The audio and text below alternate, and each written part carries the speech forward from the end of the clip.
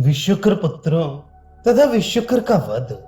श्री हयग्रीव जी कहते हैं, हे अगस्त्य, तदनंतर देवी की आज्ञा पाकर मंत्रिणी और दंडनायिका दोनों उसे प्रणाम कर युद्ध के लिए पृथक पृथक शक्ति सेना लेकर शीघ्र चली। देवी के दक्षिण पार्श्व भाग में स्थित अत्यंत प्रचंड विक्रम वाली दंडनी थी, जो श्री चक्रराज रथ के दक्षिण द्वार से निकली।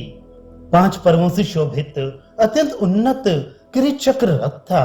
पार्श्व में महासिंहों का जोड़ा तथा निकट भैंसा सामने था, जहां रथ का सारथी भैरव स्वयं स्थित था। उसके पार्श्व में सिंह के वाहनों द्वारा खींचे गए रथ पर आरूढ़ वे दोनों देवियां, जो युद्ध के लिए फुरफुरायमान बदन थी, स्वप्नेश्वरी और काल संकर्षा चली। वे बटकों, कालिका गणों एवं 12 ही शक्तियों जैसी असंख्य सेनाओं से परिवेष्टित हो लड़ने के लिए आ गई। इस प्रकार चक्र रथ के उत्तर द्वार से निकलकर महोन्नत चक्र रथ राज्य, जो 7 पर्वों से युक्त है, 4 हरे घोड़ों द्वारा खींचा जाता है, उसमें हंसती हुई श्यामला देवी रथ की नेत्री बनी। शुकाध्या और सरकाया श्यामला के दक्षिण पार्श्व में स्थित हुई। श्यामला के वाम पार्श्व में संगीत श्यामला और साहित्य श्यामला स्थित हुई। लघु श्यामिका पीठ पीछे बैठी। इस प्रकार वे रथ पर आरूढ़ हुई। गे चक्रात्मक रथ को चारों ओर घेर कर बाहर आ गई। मंत्रिणी के अंग से उत्पन्न कोटि कोटि संख्या में श्यामला देवियां रथ पर आरूढ़ हो युद्ध की पूर्ण साज सज्जा से सज्जित होकर आ पहुंची। ये सभी 16 वर्ष वयस्का श्यामा और यौवन की शोभा से परिपूर्ण लाल रेशमी वस्त्र धारण की हुई, नवरत्नों के आभूषणों से सजी हुई, अपने नेत्र प्रांतों से कटाक्ष तथा मंदहास्य करती, संपूर्ण जगत को मोहित करती हुई, विशेष प्रकार के माधवी लता से बने मद्यपान से मद भरे लाल नेत्रों वाली, कविता के आलाप रस को पूर्ण रूप से जानने वाली, गीत वाद्य के द्वारा अत्यंत रमणीय विनोद में प्रसन्न, हास परिहास में संलग्न और खूब अट्टहास में रंगी हुई इन देवियों से वे युद्ध भूमि पर पूर्ण थी। अपनी उस वाहिनी से मंत्रनाथा अत्याधिक शोभित हुई। तमाल दल की वनमाला के समान खिली सुंदर मंजीरे वाली वे शोभादायक रूप से विराजमान हुई। शक्ति सेनाओं और दैत्य सेनाओं में परस्पर भिड़ंत हुई। उस दृश्य से ऐसा लग रहा था मानो मर्यादा को लांघते हुए 2 सागर के तट भूमि पर मिलते हों। अनंतर दोनों सेनाओं के निशाने के साथ युद्ध के बाजे बजने लगे, जिसके साथ युद्ध में आए वीरों की हुंकार तथा दोनों ओर से आस्फोटन अस्त्रों के फटकारों व पटाखों के छोड़ने के शब्द, जिसे रथों के घोष और घोड़ों की ऊंची हिननाट के शब्द सहित गंभीर रूप से दीर्घ ध्वनि वाले घोर नाद से सब दिशाएं मानो बहरे से बना दी गईं।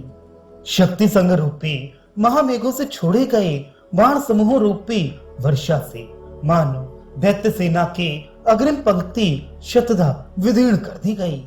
उस दैत्य सेना की अग्रिम पंक्ति को भेदन कर दिया गया तो शक्ति सेना का उमड़ा हुआ स्रोतों का प्रवाह दैत्य सेना रूपी सरोवर के भीतर शीघ्र चारों तरफ से प्रवेश कर गया। उस दैत्य सेना में प्रवेश कर बलशालिनी उन शक्तियों ने अपनी शस्त्र अग्नियों से दैत्य सेना रूपी वन को जला दिया। कई दैत्यगण तीक्ष्ण बाणों से बीन दिए गए, कोई वज्रों के प्रहार से पिछक गए और दूसरे दैत्यगण कृपाण के प्रहार से सारे अंग छिन्न भिन्न किए जाकर प्राणहीन हो गए। यही नहीं, बहुत से दैत्य चक्र से कटे अंग हो छिन्न भिन्न होकर गिर गए, अन्यों के गले काट दिए गए। इतर दैत्यगण शूल के तेज पर्वों के सूत्रों में इस प्रकार पिरो दिए गए जैसे मणियां सूत्र में पिरोई जाती हैं। शक्ति प्रमुखों द्वारा अन्य दैत्यगणों के सिर और उदर काट दिए गए। इस प्रकार शक्ति सेना के द्वारा सेना को नष्ट की हुई देखकर विशुक्र अत्यंत रोषाग्नि से लाल लाल आंखें कर रथ से शस्त्रों की वर्षा कर शक्ति सेना पर टूट पड़ा। वह बाणमयी धारा इस प्रकार लगती थी मानो वर्षा काल में मेघ वर्षण करता हो। बलवती शक्ति सेना ने भी विशुक्र पर अस्त्र शस्त्रों से घातक प्रहार किया। अनंतर विशुक्र के पुत्रगण जो पिता के समान ही पराक्रमी थे, जिनमें जिमुतकाय, देवारी, करम्ब, शिखिभाषण, इन सब ने शक्ति सेना के अंदर घुसकर उन पर बलवत्तर शक्तियों के द्वारा बाधारुण प्रहार किया। विशुक्र के पुत्रों द्वारा शस्त्रों के प्रहार से चारों ओर अत्यंत विवल बनी क्षीण शक्ति वाली शक्ति सेना को देखकर शुक श्यामला प्रमुख देवियों ने प्रभुत बाणों की वर्षा कर विशुक्र पुत्रों को छा दिया।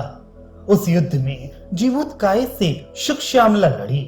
दीर्घ समय तक बाणों से लड़कर वहां रथ, सारथी और धनुष को आधे निमेश में भेदन कर गिरा दिया। तदनंतर प्रकोपित हुआ असुर ने तीक्ष्ण धार वाले खड्ग से देवी के रथ के वाहन को मार दिया। उसके रथ का घोड़ा लुढ़कते हुए कटे मस्तक के सहित गिर पड़ा। तभी शुक श्यामला ने अर्धचंद्र बाण से बड़े वेग से असुर के देह से सिर को उसी प्रकार काट गिराया जैसे पके ताड़ वृक्ष से उसका फल गिर जाता है। देवारी के साथ शारका नामक देवी ने युद्ध में सामना किया। लड़ते हुए उस दैत्य के ध्वजा, रथ तथा घोड़ों को मारकर शुक सारका ने असुर के मस्तक पर अपनी गदा से खूब कसकर प्रहार किया। सिर पर चोट लगने से देवारी गत प्राण हो गिर पड़ा। संगीत श्यामला ने करम्ब के साथ युद्ध किया। चिरकाल तक उससे युद्ध कर देवी ने खड्ग से उसका सिर काट दिया। साहित्य श्यामला ने बलवान शिखी भाषण से युद्ध कर शस्त्रों तथा अस्त्रों से उसे जीतकर छाती पर शीघ्र त्रिशूल मारा, जिससे हृदय प्रदेश दलित होकर वो असुर प्राणहीन हो गया। जब तक पुत्र लोग लड़ते रहे तभी विशुक्र ने अति शीघ्र वेश बदलकर श्यामला के रथ के पीछे के भाग पर अधिकार कर लिया। वहां चोर के समान आए हुए हाथ में गदा लिए उस महावीर को लघु श्यामला ने देखकर सन्निकट आया जान मंत्रिषि के रथ पर चढ़ने की चेष्टा करते हुए उसके सिर पर खड्ग से खूब दृढ़ वेग पूर्वक प्रहार किया। खड्ग के आघात से उसके मुकुट के टुकड़े टुकड़े हो गए। अपने मुकुट के टूटने पर विशुक्र क्रोध से लाल आंखें किए गदा लेकर वेग से देवी की ओर लपका। तभी देवी ने बाण से गदा के 7 टुकड़े कर दिए। अब शस्त्र विहीन विशुक्र भी मुट्ठी बांध देवी के रथ के घोड़ों पर प्रहार करने चला। तब तक तो देवी ने बाणों से मस्तक पर प्रहार किया। बाणों के आघात से छत मस्तक वह भूमि पर मूर्छित हो गिरा। जब थोड़ी संज्ञा में आया तो लघु श्यामला ने उसे पकड़ने के लिए रथ से कूदकर अपनी बाहुओं से उसे कसकर पकड़ लिया।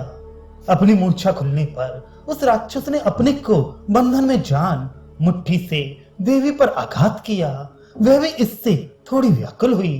तभी रथ पर आरूढ़ देवियां शत्रु को निकट जानकर कोटि संख्या में वाहिनी तथा शक्तियों सहित थी उस दैत्य पर टूट पड़ी।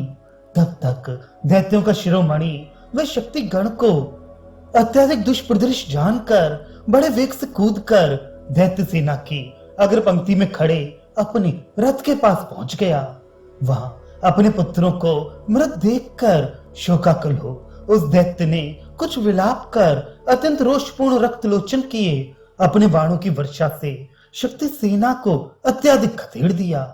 शक्तियों की सेना के प्राण हरने वाले विशुक्र को देखकर मंत्रिणी ने अपनी धनुष रूपी वर्षा के बादलों से छूटी बाण वर्षा से जैसे नील पर्वत के ऊंचे शिखर पर घन वर्षण होता है वैसे एक निष्ठ ही बाण बरसाई। अत्यंत तेज धार वाले बाणों की सतत वर्षा से विशुक्र का शरीर बहुत अधिक बिंध गया और सारा शरीर रक्त से परिपूर्ण हो गया। देह में हुए क्षतों से अति मात्रा में रक्त की धार बहने लगी, जैसे नीलाचल वर्षा की धाराओं से गेरुआ रंग रस से छा जाता है। उसी के समान क्षण भर में वह बाणों के छत से निकले रक्त से सन गया। मंत्रिणी द्वारा वेग पूर्वक बाणों से छाए उसने रोष से मुख को लाल कर विचित्र शस्त्र रूपी शलभों से मंत्रिणी को छा दिया। दैत्य के शस्त्र रूपी भवरों से मंत्रिणी इस प्रकार आच्छादित हो रही थी मानो अतिशय पराग से आकृष्ट हो भ्रमरावली से घिरी सुशोभित तमाल मंजरी लगती हो। उसने क्षण मात्र में अपने बाणों की वर्षा से दैत्य के शस्त्रों का वारण कर अपने कानों तक भाले को खींचकर उससे धनुष के प्रत्यंचा को तुरंत काट डाला। जैसे ही वह दूसरी प्रत्यंचा को धनुष में लगाने ही चला था कि देवी ने तीखे बाण से उसके मुष्टि भाग पर प्रहार किया। दैत्य की अतिमात्र छत हुई मुट्ठी से धनुष गिर पड़ा। गिरे धनुष को लेने को जैसे ही वह महादैत्य झुका वैसे ही मंत्रिणी द्वारा एक अन्य बाण से उसके सिर पर आघात किया गया। तब बाण से अपने मस्तक पर आघात किए जाने से वह राक्षस गाढ़ी मूर्छा पाकर अपने रथ के पीछे के भाग में इस प्रकार गिरा जैसे वज्र के प्रहार से पर्वतराज गिरता है। अब मंत्रिणी ने क्षण मात्र में ही दैत्य के वाहन को नष्ट कर दिया। उसके साथ ही सारथी, छत्र, मुकुट और शस्त्रों के समूह को पृथक पृथक बाणों से मार गिराया तथा काट डाला। जैसे ही मूर्छा से चेतना आने पर राक्षस ने युद्ध के साधन अपने रथ, अश्व और सारथी को खोजा तो उन सबको ही पूर्णतया नष्ट देखकर क्रुद्ध हो वह देवी पर झपटा। अब तो वह टूटे रथ के पहियों को लेकर देवी को मारने चला। तब तक देवी ने राक्षस की दक्षिण भुजा में अत्यंत वेग पूर्वक बाण से आघात किया। बाण से छिन्न हुए दैत्य के हाथ से रथ का चक्का भूमि पर गिर पड़ा। तब दैत्य मुट्ठी बांधकर अति शीघ्र रथ पर चढ़कर मंत्रिणी के हाथ में पकड़े धनुष को तोड़ने को जैसे वह तैयार हुआ तभी देवी ने अत्यंत तीक्ष्ण करवाल से उसके शरीर से सिर को पृथक कर दिया। विशुक्र को मृत देखकर दैत्य की वाहिनी भाग गई। जो दैत्य अवशिष्ट बचे तो अत्यंत त्रस्त होकर अपने अपने शस्त्रों को छोड़कर भाग गए। इस पर सब ओर से शक्ति गण ने तथा इंद्र आदि देव प्रमुखों ने भी जय जयकार किया।